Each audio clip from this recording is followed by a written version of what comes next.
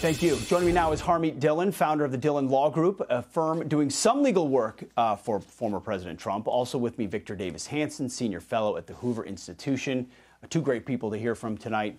Harmeet, your reaction to some of this information that's coming out, gag orders, mug shots, 34 felony counts, but also stepping back, and Victor, I'll ask you about this as well. The spectacle that was today, a president of the United States submitting to an indictment and what will happen tomorrow. Well, this is unprecedented, of course, and when you look at all the aspects of this that are unprecedented, I actually disagree with Saul about whether the former president can get a fair trial here, because remember how this district attorney actually came to office. Almost unprecedented in American history. He actually campaigned on the idea that if elected, he would make it his top priority to concoct some kind of a case against the former president. That is a very troubling crossing of a line that I think you're going to see repeated all over the country now in retaliation for this clearly politicized prosecution.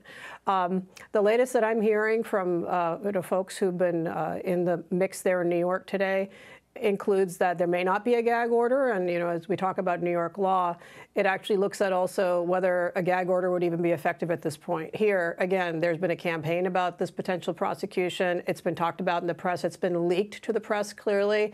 And so the judge may take the view that the publicity has already been had and a curative restriction on media isn't going to have the effect necessary, plus all the negative aspects of that.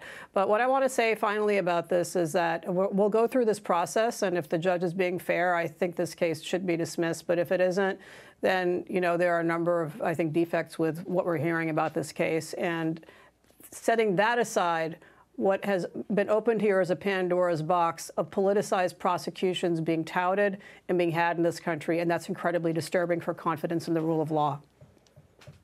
No doubt.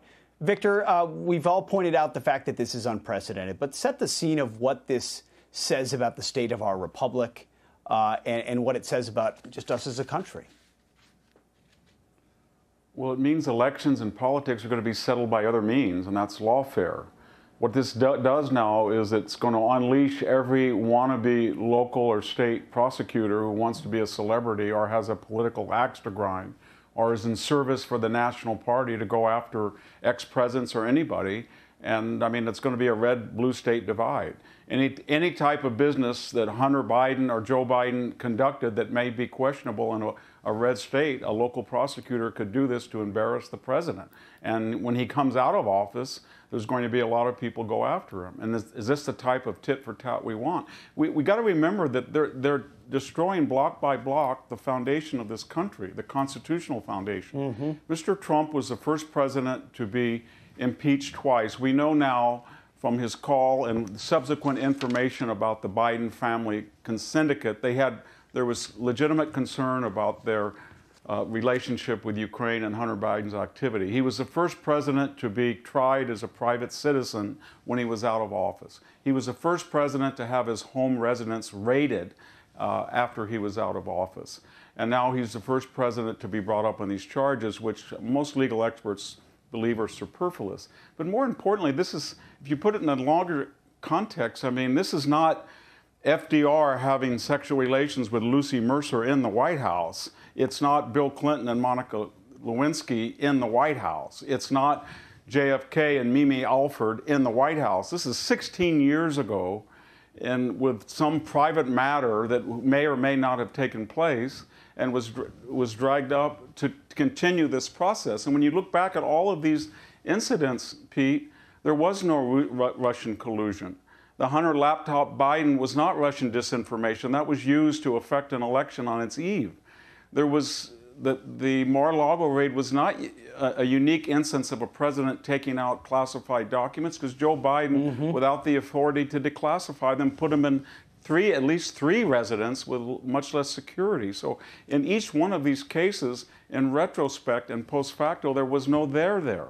And so what are we doing? We're just trying to say that Donald Trump is coarse, or he's extraordinarily different, or he's not part of the establishment, and we're going to destroy him. And what it's going to pose an existential question to the Republicans, what do they do? They're the adult in the room. Do they have to reply tit for tat? Do they have to tear up the State of the Union address on national TV? Yeah. Do they have to deny minority representation on committees? Do they have to always threaten to get rid of the filibuster to bring in 2 new states? Is that what we've come to? To destroy the republic just for them to stop? It's really scary.